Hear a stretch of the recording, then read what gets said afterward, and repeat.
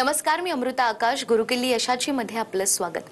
गुरुकिल्ली यशाची मध्ये आज आपण बिझनेस प्रगतीची रणनीती याविषयी माहिती घेणार आहोत आणि आपल्याला मार्गदर्शन करण्यासाठी आपल्या सोबत आहेत डॉक्टर अजय शेष सर. कार्यक्रमात आपलं स्वागत करते.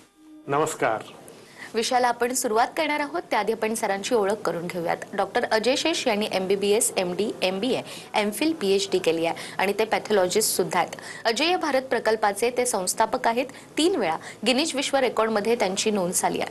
2017 मध्ये youth icon of India, Chhattisgarh Bhushan सन्मान, महाराष्ट्र मंडळ जीवन गौरव पुरस्कार आणि युवा सशक्तीकरण कार्यासाठी राष्ट्रीय पुरस्कार त्यांना मिळाला आहे. SME, लघु आणि मध्यम उद्योगाचं ऑटोमेशन एक्सपर्ट आणि ट्रेनर डॉक्टर असून life champion ecosystem all India ग्रुपचे बिझनेस कोच आणि संस्थापक देखील ते आहेत. तर खरं तर सर, मागच्या भागामध्येही तुम्ही सांगितलं की एखाद्या उद्योजकाने किंवा बिझनेसमॅनने नेमक्या कोणकोणत्या गोष्टी करायला हव्यात, कशा पद्धतीनं आपल्या स्टाफला मॅनेज करायला हवं. मात्र तुम्ही तुमच्या ट्रेनिंगमध्ये नेहमी ऑर्गनायझेशन ट्री बद्दल सांगतात. तर या ट्रीचं नेमकं बिझनेस करताना महत्त्व काय आहे आणि कशा पद्धतीनं ही ऑर्गनायझेशन वाढवण्यासाठी त्या बिझनेसमॅनने काम करायला हवं? ऑर्गनायझेशन ट्रीचा अर्थ हा आहे की जितकेही लोक त्या कंपनीमध्ये किंवा त्या बिझनेसमध्ये काम करतात ते 3 लोक असू शकतात. एक छोटा बिझनेस आहे, स्टार्टअप आहे, 3 लोक असू शकतात किंवा ते 10 लोक असू शकतात, 50 लोक असू शकतात आणि कोणत्या कंपनीमध्ये 500 लोक पण असू शकतात. आता हे लोक जे काम करतात, जे एम्प्लॉईज आहेत, ते प्रत्येक एम्प्लॉईचं एक डेझिग्नेशन असतं. आपण कोणत्याही कंपनीच्या आपण बोलतो, लहान कंपनी, मोठी कंपनी कोणती, तर तो व्यक्ती कोणत्या डेझिग्नेशनवर काम करताय हे महत्त्वाचं असतं. पण हे एका छोटा एंटरप्रेन्योर ज्याची एक दुकान आहे किंवा एक ज्याच्याकडे 8-10 लोक काम करतात, त्यांनी आपले लोकांना डेझिग्नेशन दिलेलं असतं का? नाही. हे लोक माझ्याकडे काम करतात, हे 4 मुलं इकडे काम करतात, 4 मुलं तिकडे, त्यांना काही डेझिग्नेशन नसतं. स्वतःचं काही डेझिग्नेशन नसतं. स्वतः माझी दुकान, 4 मुलं काम करतात. Now this is the most unprofessional way of working. Organisation tree म्हणजे जसा एक ट्री असतो, त्याचा ट्रंक असतो, त्याचे वेगवेगळे ब्रांचेस असतात आणि प्रत्येक शेवटच्या पानापर्यंत, फळापर्यंत, फुलापर्यंत त्याचं एक व्यवस्थापन असतं.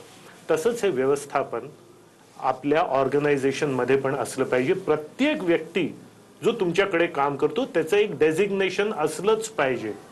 आणि तुमच्यापासून म्हणजे तुम्ही सगळ्यात सिनियर मोस्ट, त्याच्यानंतर जे तुमचे 3 सिनियर लोक आहेत, त्यांच्या खाली प्रत्येकाच्या खाली 2-3 असे लोक आहेत. त्याच्या खाली आहे ट्रेनीज आहे आणि मग त्याच्यानंतर जो आपला फील्ड स्टाफ आहे किंवा साफसफाईवाले कर्मी आहेत हे आहेत. हा सगळा एक ऑर्गनायझेशन ट्री असतो, ब्रांच्ड ट्री असतो.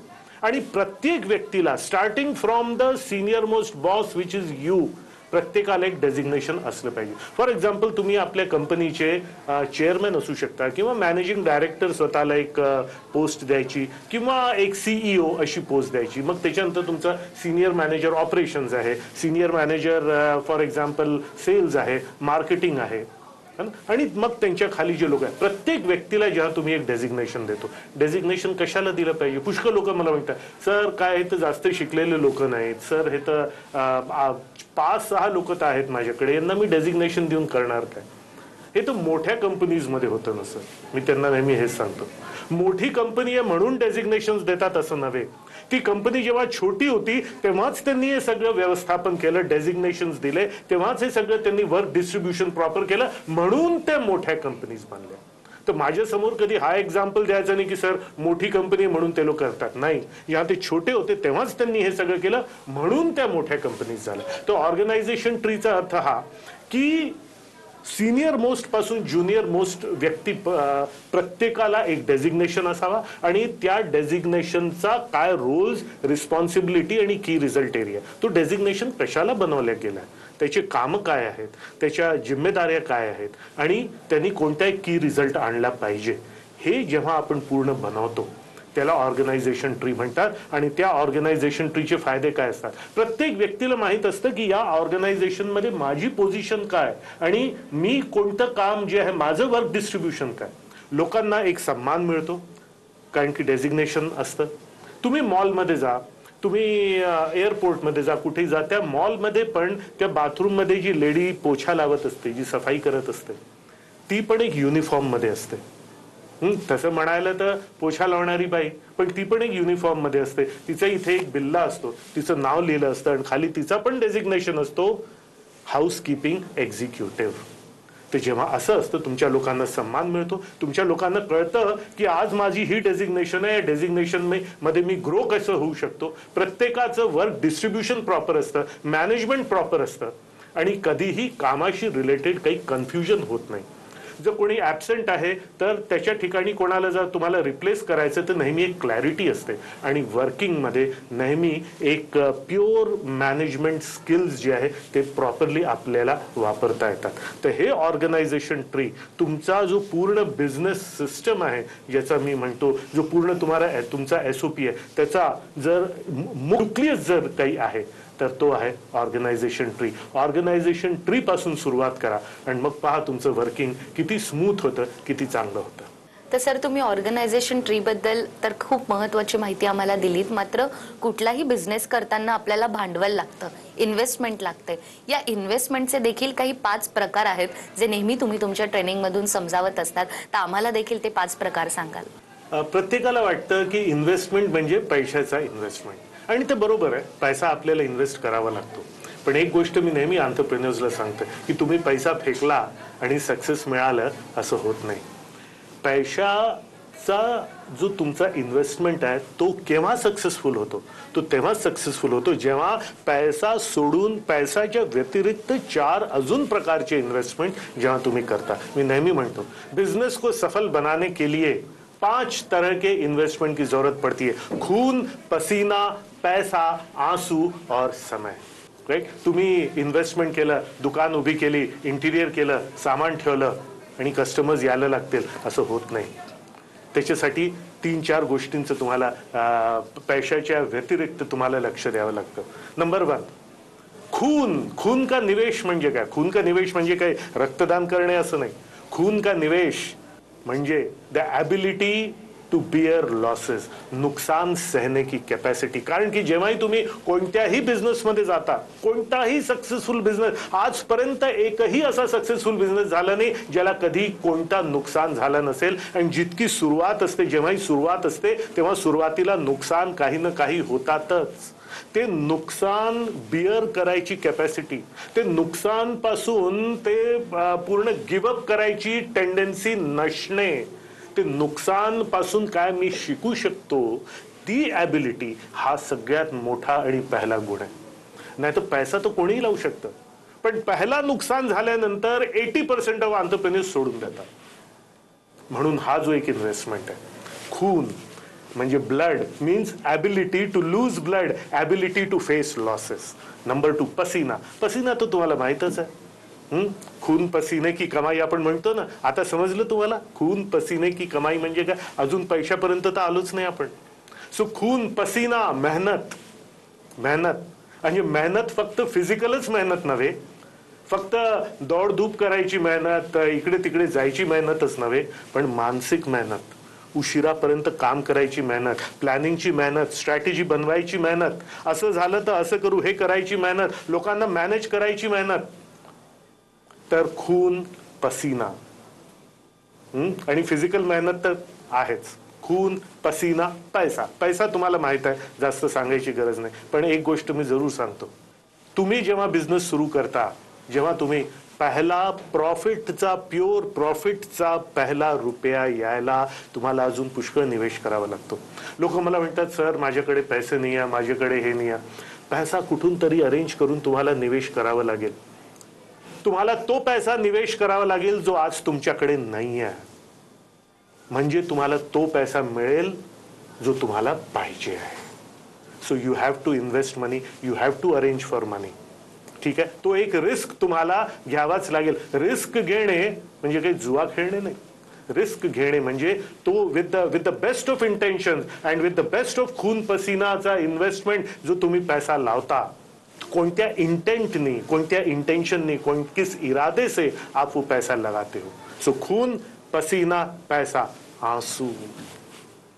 आदमी नुकसान सह लेता है, पण तो जो इमोशनल लॉस जो असतो ते बिअर करणं खूप लोकांना कठीण जातं. The ability to face disappointments, the ability to face heart breaks.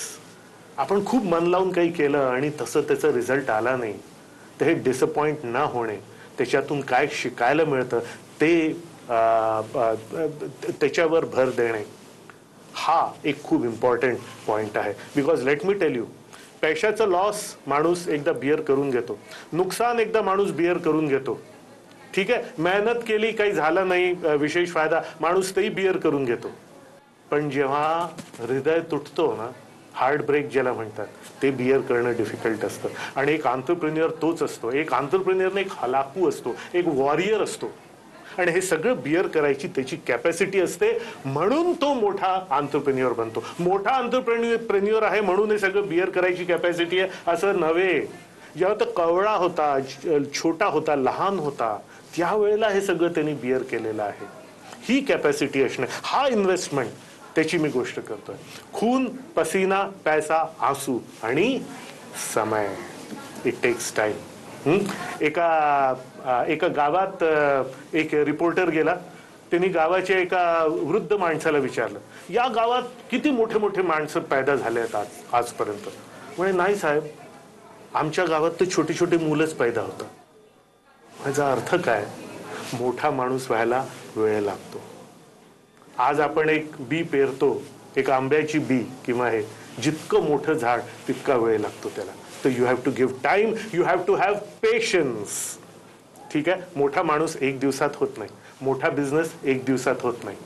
तो खून, पसीना, पैसा, आंसू और समय, हे जर तुमची तयारी आहे मनाची, तर बिझनेस इज इझी.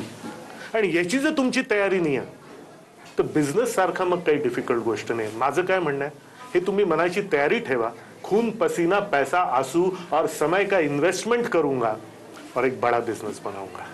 जसं तुम्ही आता सांगितलं की कोणताही बिझनेस करायचा असेल तर त्यासाठी आपली देखील तितकीच कष्ट करण्याची तयारी हवी आणि सगळ्या गोष्टींचा विचार देखील करणं तितकंच महत्त्वाचं आहे. मात्र बिझनेस करताना उद्योजक असाही विचार करतो की मला एक रणनीती ठरवायची आहे आणि त्या रणनीतीनुसार मला पुढे जायचंय, इतरांना देखील मला सोबत घेऊन पुढे जायचंय. तर ती रणनीती किंवा बिझनेस स्ट्रॅटेजी नेमकी कशी ठरवता येऊ शकते?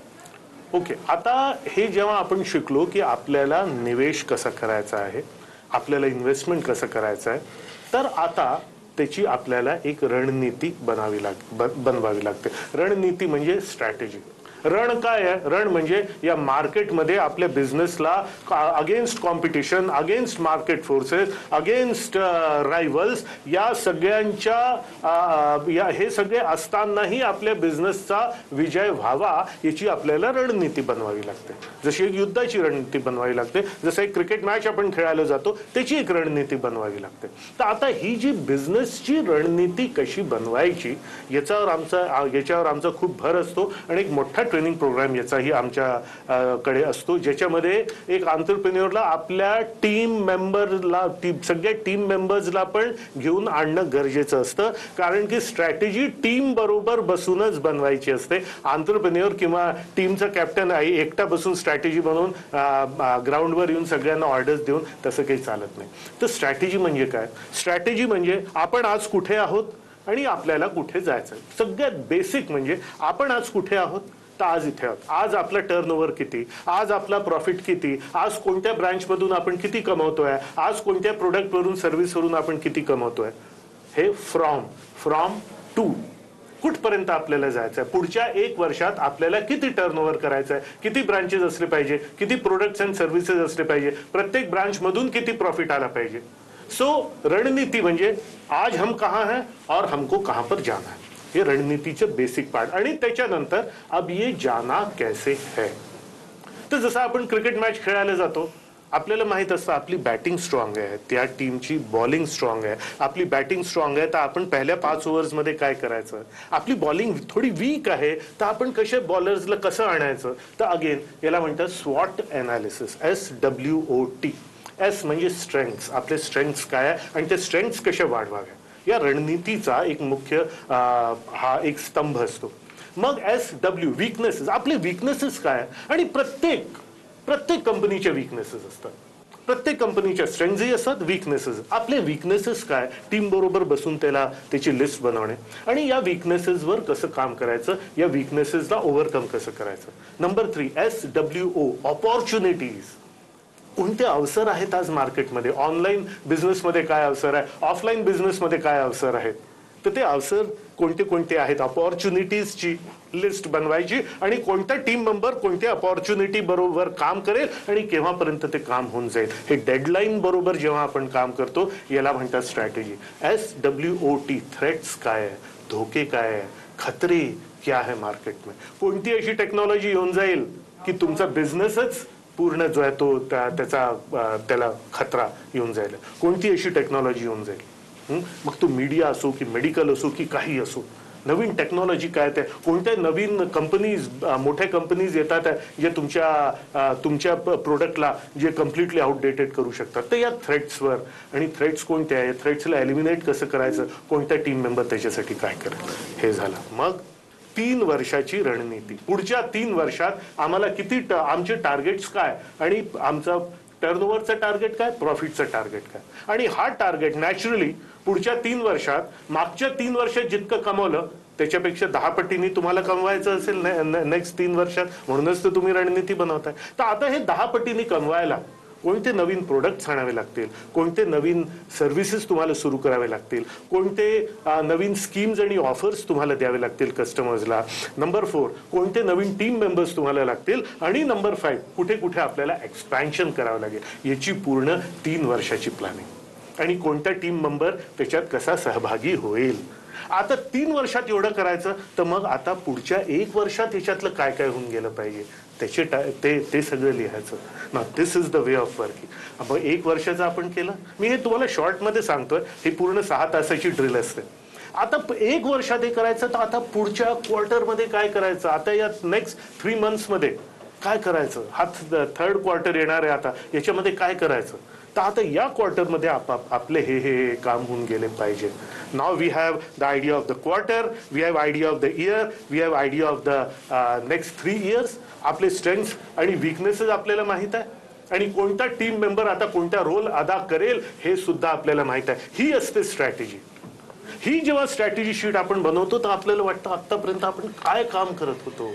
काम करायची असली पद्धत तर ही आहे, आणि ही एकदा जर तुम्हाला स्ट्रॅटेजी बनवता आली तर मग बिझनेस तुम्हाला पुढे एक्झॅक्टली काय करायचं, रोज काय करायचं, या वीकमध्ये काय करायचं, याची एक जबरदस्त क्लॅरिटी नेहमीच तुम्हाला राहणार आहे. तर जसं आता सरांनी आपल्याला सांगितलं की बिझनेस स्ट्रॅटेजी नेमकी कशी असावी, आणि एखाद्याला जर बिझनेस करायचा आहे तर ती रणनीती ठरवताना कोणकोणत्या गोष्टी लक्षात घ्यायला हव्या, याबद्दल सरांनी आपल्याला माहिती दिली. आणखीनही माहिती आपण सरांकडून घेणार आहोत एका छोट्याशा ब्रेक नंतर. यशाची मध्ये आपलं स्वागत. गुरुकिल्ली यशाची मध्ये आज आपण बिझनेस प्रगतीची रणनीती याविषयी माहिती घेतोय, आणि आपल्याला मार्गदर्शन करतायत डॉक्टर अजय शेष. तर ब्रेकवर जाण्यापूर्वी आपण बिझनेस स्ट्रॅटेजी बद्दल बोललो, मात्र एखादा बिझनेस किंवा एखादा प्रकल्प जर आपल्याला ग्रो करायचा आहे तर त्यासाठी आपल्याला योग्य मेंटॉर देखील हवा.